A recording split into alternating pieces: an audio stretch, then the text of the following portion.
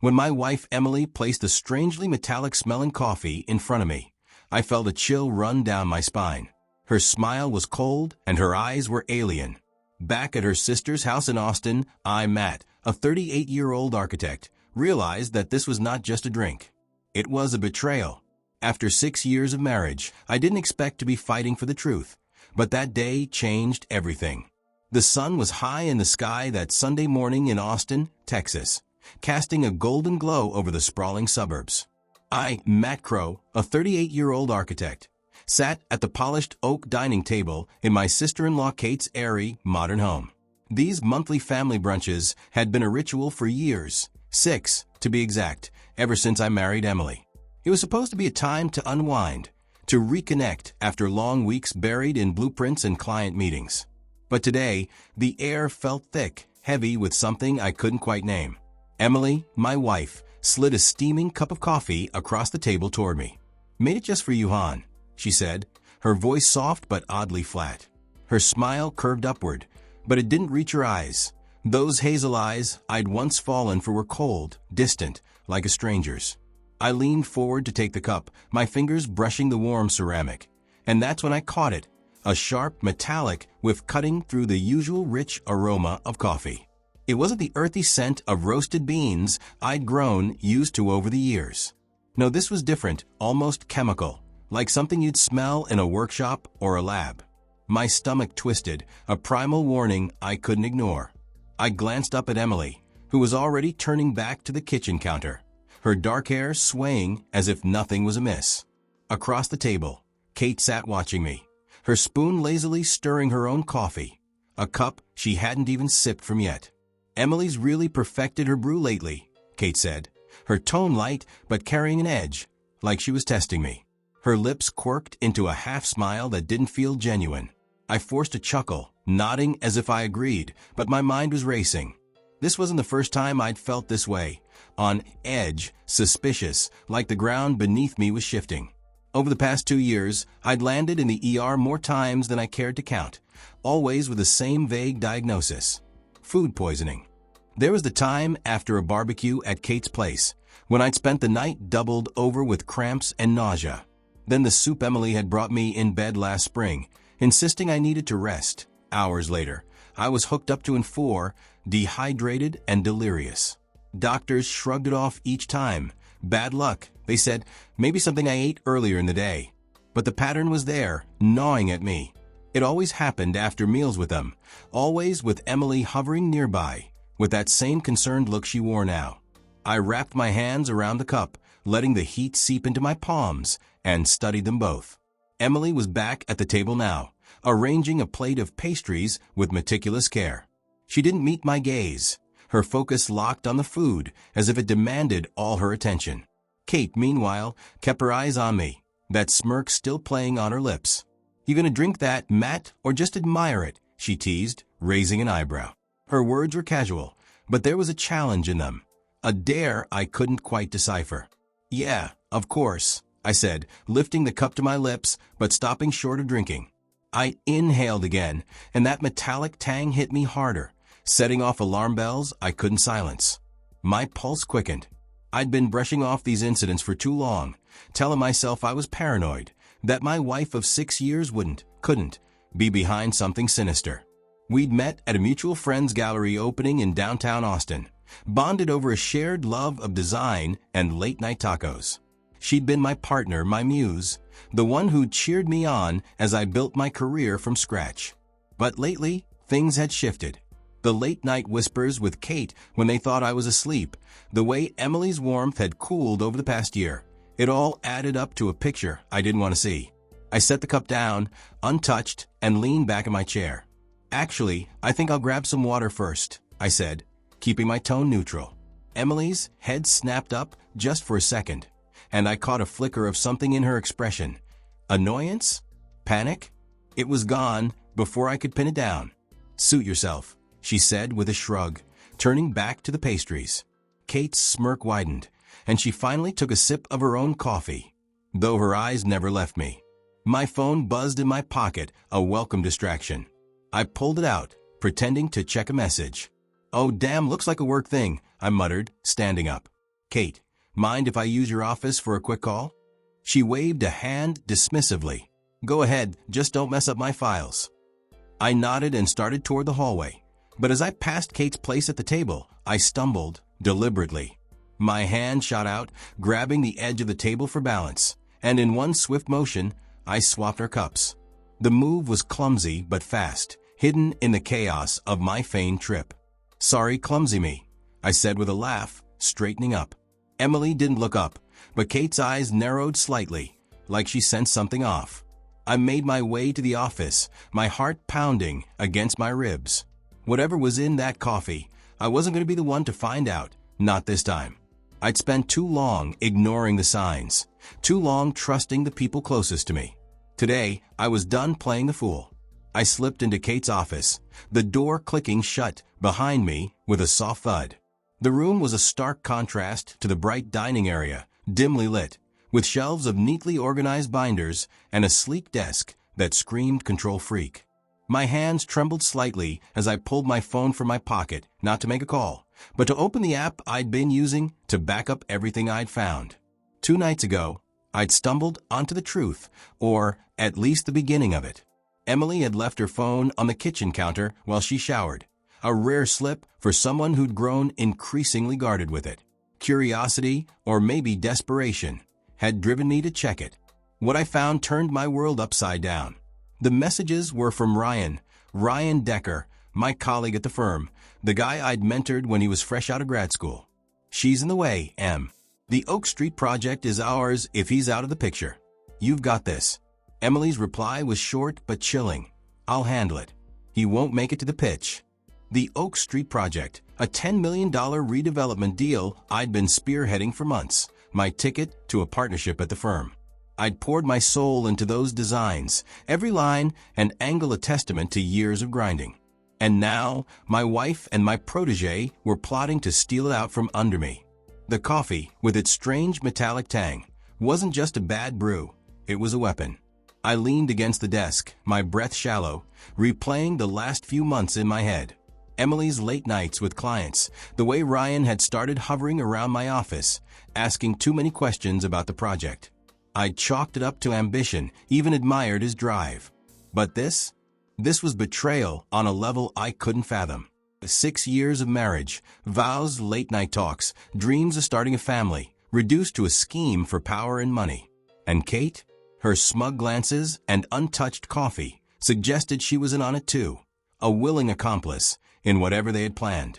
I needed more than suspicion. I needed proof they couldn't deny. My thumb hovered over the record button on my phone. If that coffee was what I thought it was, their reaction would tell me everything. I cracked the office door open just enough to see the dining table, my heart hammering as I pressed record. Kate was still seated, her posture stiff, while Emily stood by the counter, fussing with a tray of fruit. He's taking forever with that call, Kate muttered, loud enough for me to hear. Emily shrugged, her back to me. He'll be back. Just give it a minute. Kate lifted her cup, the one I'd swapped with mine, and took a sip. For a moment, nothing happened. Then her face twisted, her hand flying to her throat. Emily, she rasped, her voice tight with panic. What the hell is this?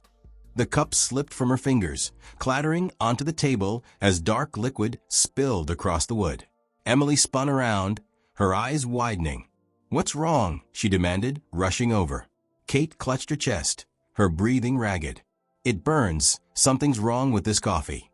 I stepped out of the office, phone still recording, my voice steady despite the storm inside me. What did you put in my cup, Emily? She froze, her gaze darting between me and Kate, who was now doubled over, coughing violently. Matt, she stammered, but I cut her off. Don't lie to me. Not now. Kate's head snapped up, her eyes wild with fear. This wasn't meant for me, she choked out, pointing a shaky finger at Emily. You said it was for him. Emily's face drained of color, her hands balling into fists. Shut up, Kate, she hissed, but the damage was done. My phone caught every word, every damning syllable. Call an ambulance. Kate gasped, sliding off her chair to the floor, her body trembling. I was already dialing 911, my voice calm as I spoke to the dispatcher. 1542 Oak Street, Austin. My sister-in-law's having a reaction to something in her coffee. She's conscious, but shaking bad. Hurry. As I hung up, Emily lunged toward me, her eyes blazing. Give me that phone, Matt. I stepped back, holding it out of reach. Not a chance, I said, my tone ice cold. You've got a lot to explain. She stopped, her shoulders slumping as the reality sank in. Sirens wailed in the distance, growing louder, and I saw the panic flicker across her face. It wasn't supposed to go like this, she whispered, almost to herself. Ryan said it'd just make you sick, keep you out of the office for a few days. Ryan, I repeated, the name bitter on my tongue. So you two cooked this up together? My wife and my so-called friend. Kate groaned from the floor, clutching her stomach. He got the stuff, she muttered between gasps. Said it was safe in small doses. Emily shot her a glare, but it was too late. The confession was on tape, and I had them cornered. The paramedics burst through the front door minutes later, their boots pounding against the hardwood. I stepped aside, letting them swarm around Kate, who was pale and sweating, her hands still trembling. Emily stood frozen, watching as they hooked Kate up to a monitor, her plan unraveling in real time. What was it, Emily? I asked again, my voice low but firm. What were you willing to risk to stab me in the back? She didn't answer, her eyes locked on the floor as the paramedics loaded Kate onto a stretcher. I followed them out, phone still in hand, the weight of her betrayal sinking deeper with every step. This wasn't just about a project anymore. It was about trust, love, and a life I thought we'd built together. And now, I'd make sure she paid for tearing apart. The ambulance doors slammed shut, red and white lights flashing against the quiet Austin street as it sped off with Kate inside. I stood in the driveway of her house, the warm Texas air doing nothing to thaw the chill that had settled in my bones. Emily lingered by the front door, her arms crossed tight, her face a mask of defiance and fear. The paramedics had asked if I'd ride with them, but I shook my head. I needed answers, and I wasn't letting Emily out of my sight. My phone, still clutched in my hand, held the recording of her and Kate's panicked exchange, a ticking time bomb of evidence I wasn't about to let slip away. Matt, listen to me, Emily started, her voice low and urgent as she stepped closer. This wasn't what you think. It was a mistake. I held up a hand, cutting her off. Don't, I said, my tone sharp enough to make her flinch. I heard you. I heard Kate. You put something in my coffee, something Ryan gave you. You're not talking your way out of this. Her lips parted, but no words came out. For the first time in years, I saw her falter, the confident woman I'd married crumbling under the weight of her own lies. I turned away, pulling up the messages I'd screenshot from her phone 2 nights ago. Ryan's words glowed on the screen. The dose is low. He'll be out for a couple days, tops. Oak Street's ours. Emily's reply stared back at me. Good. I'm tired of waiting. My chest tightened as I scrolled through more. Plans to meet at a hotel downtown. Flirty exchanges that twisted the knife deeper. This wasn't just about the project. She'd been cheating, plotting with Ryan to take everything I'd built. My career, my future. While I'd been blind, trusting her completely. The sound of tires crunching gravel snapped me back to the moment. A police cruiser pulled up. 2 officers stepping out with practice comm. I'd called them right after the ambulance, knowing this was bigger than I could handle alone. Mr. Crowe, the taller one, a woman with a stern jaw, asked. I nodded. That's me. My sister-in-law's on her way to the hospital. She drank something meant for me. Emily's head jerked up, her eyes wide. Matt, don't. Save it. I snapped, then turned to the officer. I've got proof. Recorded it all. I played the audio. Kate's choked confession. This wasn't meant for me. You said it was for him. Echoing in the still air, followed by Emily's hissed order to shut up. The officer's expression hardened as she listened, her partner jotting notes. And you swapped the cups? She asked when it finished. Yeah, I said. I smelled something off, got suspicious. Didn't expect Kate to drink it first. Emily took a step back, her hands trembling now. It wasn't supposed to hurt anyone, she blurted, her voice rising. Ryan said it'd just make you sick, keep you home from the presentation next week. The officer raised an eyebrow. Ryan who? I answered for her. Ryan Decker. Works with me at Harper & Stone Architects. They've been planning this for months, stealing my project, the Oak Street deal. Check her phone. I handed over my own device, the screenshots loaded and ready. The second officer, a stocky guy with a buzz cut, took Emily's arm gently but firmly. Ma'am, we're going to need your phone too. And you're coming with us to answer some questions. She yanked her arm back, her eyes blazing. You can't do this. Matt, tell them it's a misunderstanding. I met her gaze, unflinching. No misunderstanding, Emily. You tried to poison me. For him. For money. You don't get to play the victim here. The officers escorted her to the cruiser, her protests fading as they read her rights. I followed in my truck, the hospital only 10 minutes away, my mind a storm of anger and disbelief. When I walked into the ER waiting room, Kate was already in a bed behind curtain, hooked up to monitors, her face pale but conscious. A doctor approached me, clipboard in hand. Mr. Crowe, your sister-in-law's stable, but we found something odd in her system. A compound not typically ingested. We're running tests. Any idea what she might have had? I nodded, my jaw tight. It was in the coffee my wife gave me. I switched the cups. She admitted it was meant to make me sick, her and her boyfriend's idea. The doctor's eyes widened slightly, but she stayed professional. We'll need to talk to the police about this. If you've got evidence, it'll help. I showed her the recording, and she scribbled more notes, her expression grim. This isn't just food poisoning. Whatever it was, it could have done serious damage. Kate's voice, weak but clear, came from behind the curtain. Matt. I stepped closer, peering in. She looked small, fragile, a far cry from the smirking accomplice at brunch. I didn't know it was that strong, she whispered, tears welling up. Emily said it'd just knock you out for a bit. Ryan got it from some lab contact. I thought we were just helping her. I stared at her, the betrayal cutting deeper. Helping her? By screwing me over? You're my family, Kate. She flinched, looking away. It was all Emily and Ryan. I just went along. I shook my head, stepping back as a nurse wheeled her off for more tests. The police arrived minutes later, Detective Lopez leading the charge. We've got Emily at the station, he said, flipping open a notebook. She's clamming up, but those texts and your recording, they're solid. We're pulling Ryan in too. Any idea where he might be? Probably the office, I said. He's been obsessed with that project. Lopez nodded, radioing it in. I sank into a chair, the weight of the day crashing down. My wife, my friend, my sister-in-law, all conspiring against me. But I had the proof, and I wasn't letting them twist this. The game was up, and I was ready to fight. The hospital waiting room smelled of antiseptic and stale coffee, a sterile backdrop to the chaos unfolding in my life. I sat there, my phone heavy in my hand, replaying the recording of Emily and Kate's unraveling scheme for what felt like the 100th time.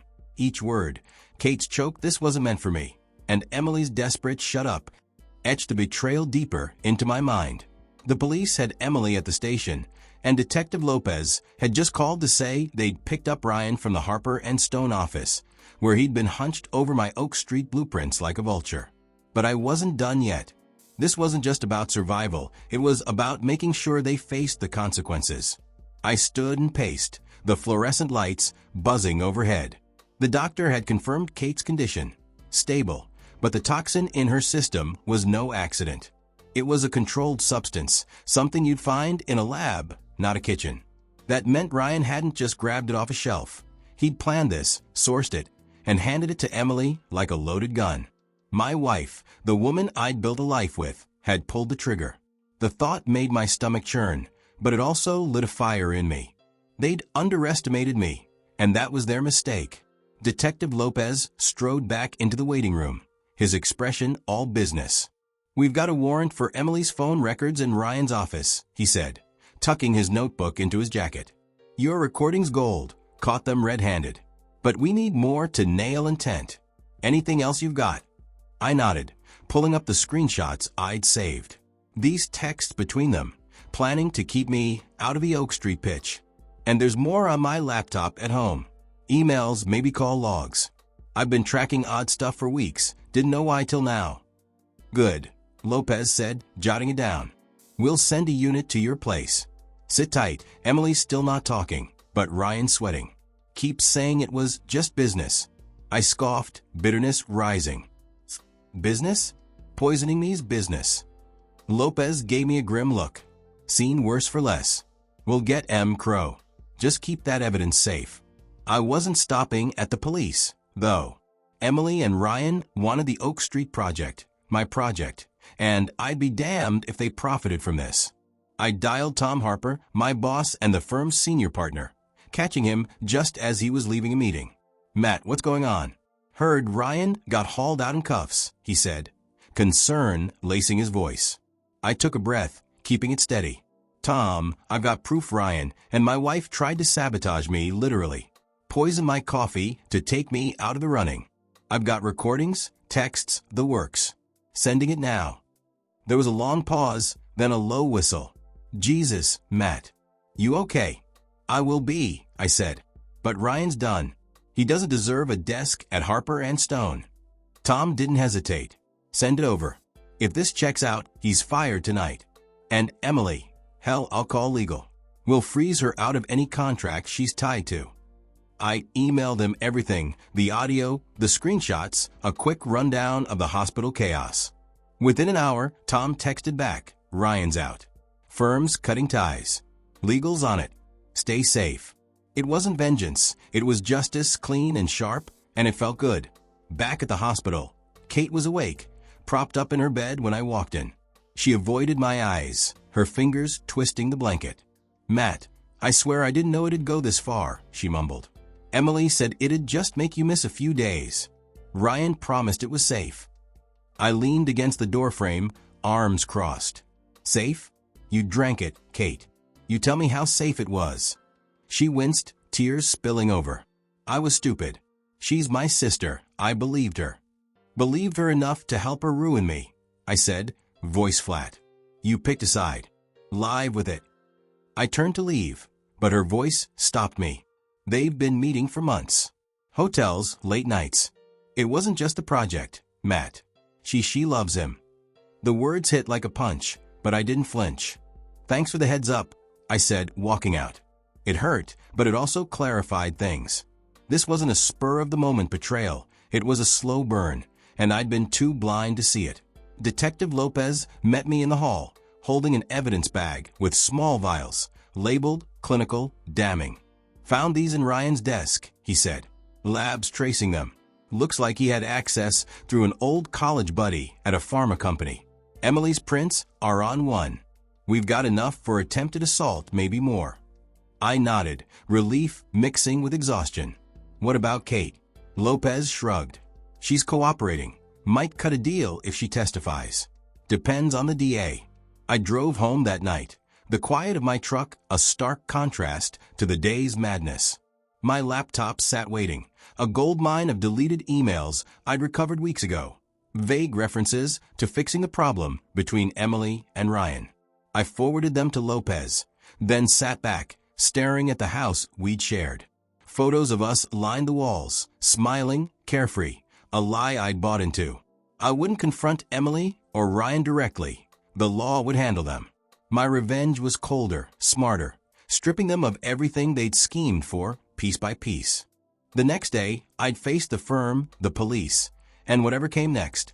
But tonight, I let the silence settle, knowing I'd outplayed them at their own game. The courtroom smelled of polished wood and tension, a fitting stage for the end of a nightmare that had consumed me for months. It was 3 weeks since that chaotic Sunday in Austin, and I, Matt Crowe, sat in the gallery, my hand steady despite the storm of emotions churning inside.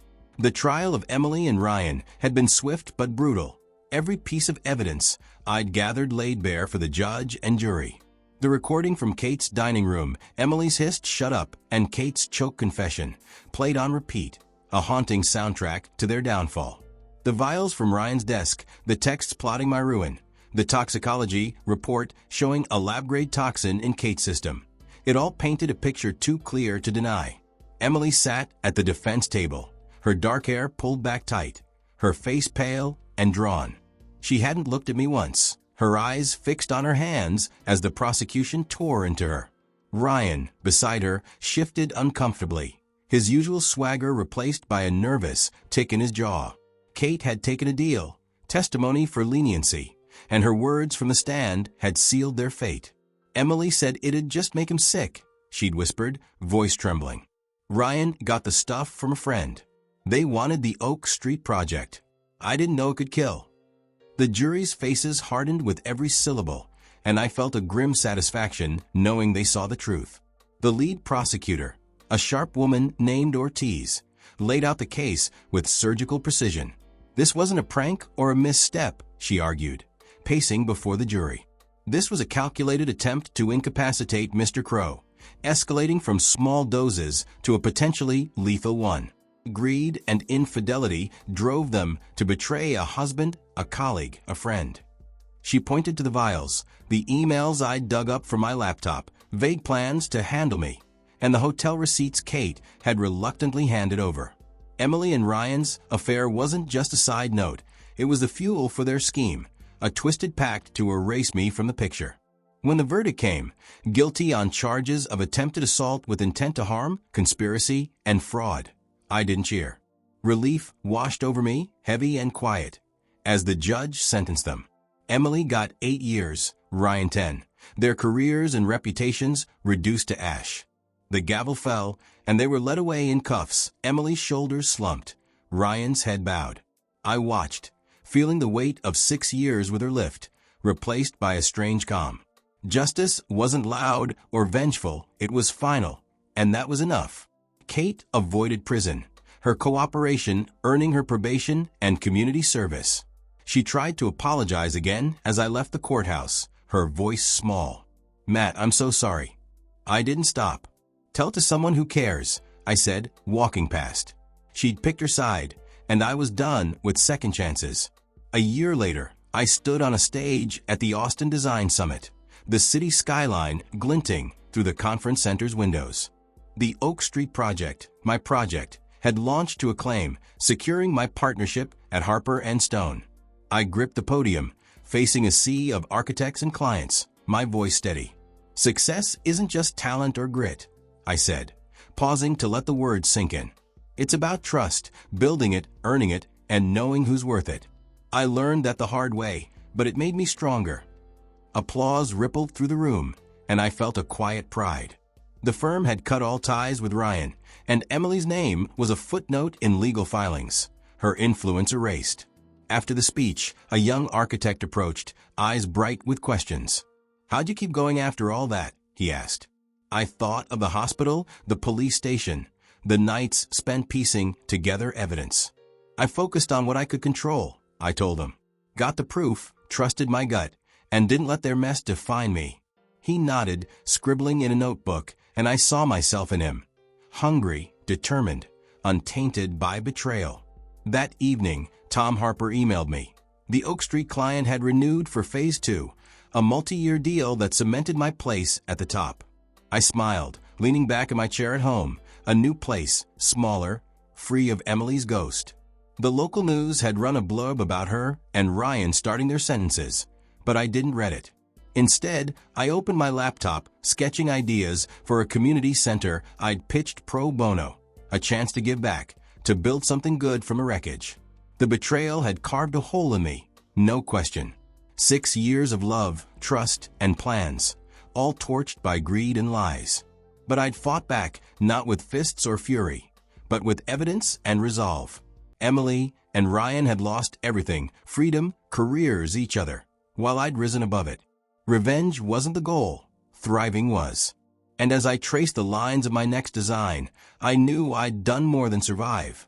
I'd won.